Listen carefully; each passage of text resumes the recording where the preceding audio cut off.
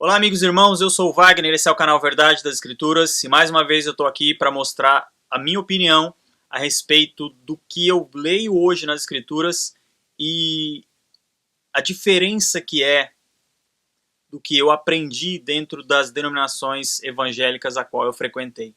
Bom, gente, eu sei também que existe aí inúmeras opiniões e algumas dúvidas a respeito do que é inferno, o que é lago de fogo e o que é a segunda morte. E para tudo isso, eu creio que existe uma explicação plausível.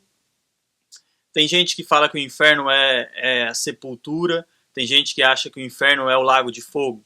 Bom, eu vou mostrar aqui algumas passagens e vou mostrar para vocês, falar para vocês a minha opinião. É assim, tem algumas passagens na Bíblia que quer fazer com que o inferno seja o lago de fogo. O que para mim não é. Por quê? Infernum é o latim, Hades é o grego e o Sheol o hebraico, que para nós em português virou inferno. Simplesmente, na minha visão, perto do que eu leio, quer dizer sepultura, quer dizer cova. Tá ok? Tem algumas passagens aqui que explicam mais ou menos isso, ou que mostram aonde eu entendi dessa forma. Veja só, Marcos 9,45, que diz assim: E, se o teu pé te escandalizar, corta-o. Melhor é para ti entrares coxo na vida do que, tendo 2 pés, ser lançado no inferno, no fogo que nunca se apaga. Veja que existe aí uma intenção de fazer com que o inferno e o fogo que nunca se apaga seja a mesma coisa, o que não é. Por quê? Porque olha só, está escrito assim, ó, seres lançado, não precisava ter inferno aqui, só precisava ter no fogo que nunca se apaga. Porque inferno é a sepultura. Olha só, vamos ver o texto aqui ó, de Atos 2:27, onde depois do Pentecoste, Pedro começa a explicar e falar do profeta Joel, aí ele cita uns salmos de Davi. E nesse salmo diz assim, ó, em Atos 2 está escrito assim, ó, pois não deixarás a minha alma no inferno, nem permitirás que o teu santo veja corrupção. O que é isso? Pedro está mencionando uma profecia de Davi em Salmos 16. Salmos 16, 10, que diz a mesma coisa, diz assim, ó, pois não deixarás a minha alma no inferno, nem permitirás que o teu santo veja a corrupção. Né? Quer dizer, o Salvador não seria lançado no inferno, nesse inferno de fogo. Porque supostamente nós entendemos que só é lançado no inferno de fogo quem é pecador, ou quem não tem a graça da salvação, ou quem não será salvo, não é isso? Mas o Salvador nem pecou. Como ele seria lançado no inferno? Senão o inferno aí não ser apenas a sepultura em que ele ficou por 3 dias. Certo? Outra coisa, a gente tem várias passagens que diz assim, ó, e os lançarão na fornalha ardente, onde haverá choro e ranger de dentes. Isso é Mateus 13:42. Mateus 25:30. E a esse servo inútil jogai-o nas trevas exteriores, ali haverá choro e ranger de dentes. Mateus 13:50. E os arrojarão na fornalha, onde haverá choro e ranger de dentes. Mateus 8:12, enquanto os filhos do reino serão lançados nas trevas exteriores, onde haverá choro e ranger de dentes. Bom, então já que você diz que o inferno é sepultura, né, na sepultura existe choro e ranger de dentes? Não. Por quê? Porque o que eu vejo é assim. Tem uma outra pesquisa que eu fiz aqui que mostra a respeito da segunda morte, né, que diz assim, ó, e Apocalipse 20:14, e a morte e o inferno, olha só, a morte e o inferno foram lançados no lago de fogo. Esta é a segunda morte. Quem tem ouvidos, ouça o que o Espírito diz às igrejas. O que vencer não receberá o dano da segunda morte. Apocalipse 2:11. Apocalipse 21:8. Mas quanto aos tímidos, aos incrédulos, aos abomináveis e aos homicidas e aos que se prostituem, e aos feiticeiros e aos idólatras e a todos os mentirosos, e a sua parte será no lago que arde com fogo e enxofre, o que é a segunda morte. Então, deixa eu juntar tudo isso aqui agora e explicar a minha opinião. O inferno é sepultura, o Hades é o Sheol. O ranger de dentes, para mim, é quando a pessoa,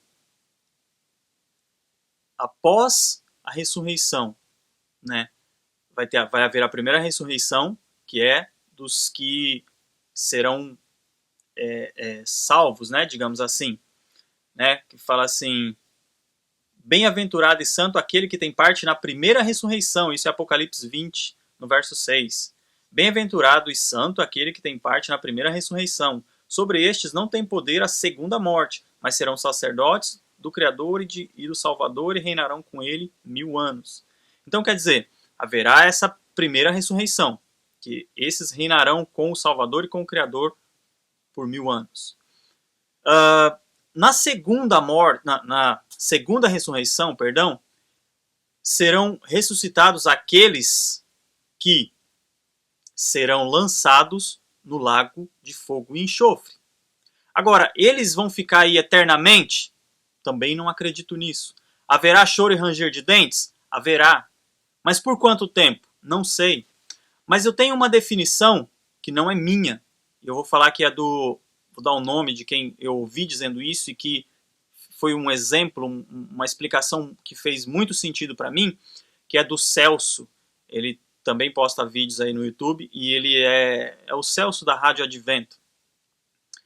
E ele disse o seguinte, que na imaginação dele, ou a descrição que ele fez foi a seguinte, que as pessoas que fossem lançadas no lago de fogo e enxofre, elas seriam julgadas e lançadas aí, e aqueles que tivessem uma dívida maior, digamos assim, queimariam por mais tempo até se extinguir.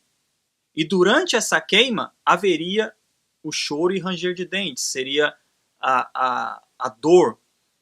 Após isso, seria a segunda morte. E para mim, na minha opinião, simplesmente acabaria. Eu sei que existem pessoas que crê que a pessoa ficaria numa escuridão total. Mas veja bem, queridos, ficar numa escuridão total ou ficar queimando por toda a eternidade, sendo que ficar queimando por toda a eternidade ou ficar numa escuridão total, mas tendo ciência de que está desprezado pelo Pai, numa escuridão total por toda a eternidade, tanto um como o outro seria uma vingança, né? Seria uma coisa, assim, na minha opinião, muito... É como se mostrasse que o Criador era um sádico que queria ver a pessoa pagando por toda a eternidade. Coisa que eu não creio, particularmente. Cada um tem o direito de pensar da maneira que quiser. Mas, o que eu creio?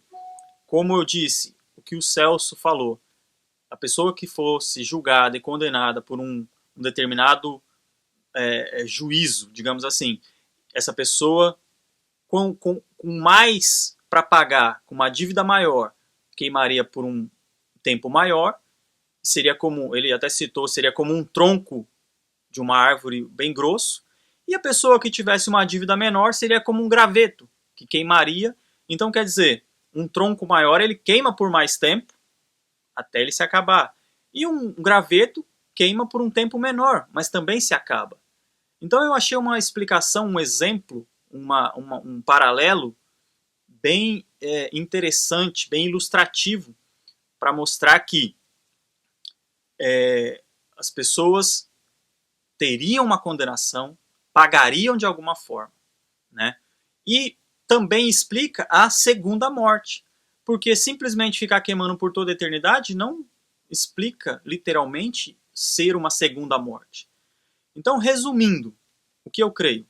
Que inferno não é o lago de fogo, inferno é simplesmente a sepultura onde a pessoa está sepultada, enterrada. As pessoas vão ser lançadas no lago de fogo? Serão. Ficarão aí eternamente? Não. Chorarão e rangerão os dentes? Sim. Por quanto tempo? de acordo com a condenação, o julgamento daquele que vai julgar todas as coisas e todas as pessoas. Uns mais, outros menos.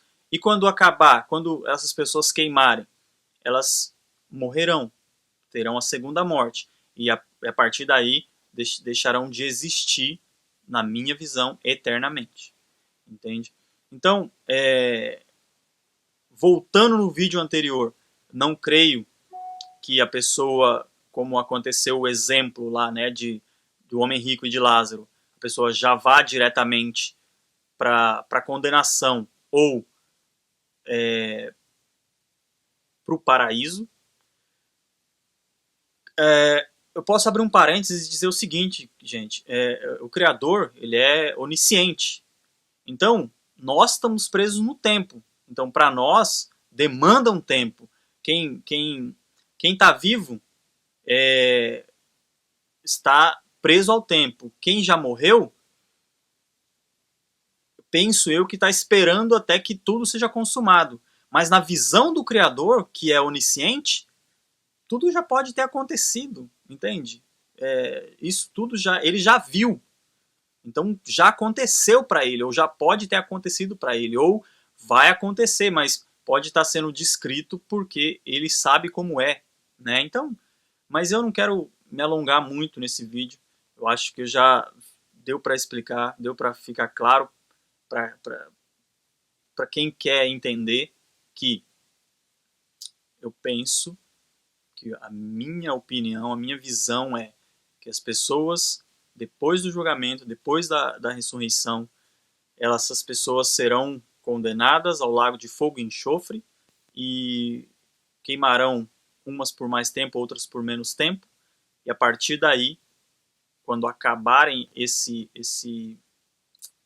essa condenação, né, o pagamento delas pela maldade, pela quantidade de maldades que fizeram, ou não terem sido agraciadas com a salvação por algum motivo, né, então elas serão condenadas, e após o pagamento da pena, essas pessoas morreriam eternamente, o que é chamado, que é conhecido aí nas escrituras por segunda morte. Tá ok? Gente, eu espero ter ficado claro, espero ter esclarecido aí algumas perguntas, alguns questionamentos a respeito disso. Bom, acredito também eu, né, vou até já falar sobre isso, no texto de Hebreus, no capítulo 9, verso 27, se eu não me engano. Por quê? Porque existem pessoas que, principalmente espíritas, né, que creem que já existe uma ressurreição, uma reencarnação, digamos assim. É isso, né? É isso que eles creem. Então, eu não acredito que isso exista, porque eu acredito no que está escrito aqui em Hebreus 9, 27. E como aos homens está ordenado morrerem uma vez, vindo depois disso o juízo. Né? Então, eu penso que é dessa maneira. Então, já para não ter as pessoas falar, mas e a pessoa não reencarna ou coisa assim? Então, já para evitar esse tipo de questionamento, eu creio dessa forma, que as pessoas, aos homens, está ordenado morrer uma vez, vindo depois disso o juízo. Né? Então, eu espero ter elucidado aí algumas dúvidas, algumas perguntas. Se acontecer ainda o vídeo proporcional, criar mais algumas dúvidas, coloque aí no comentário.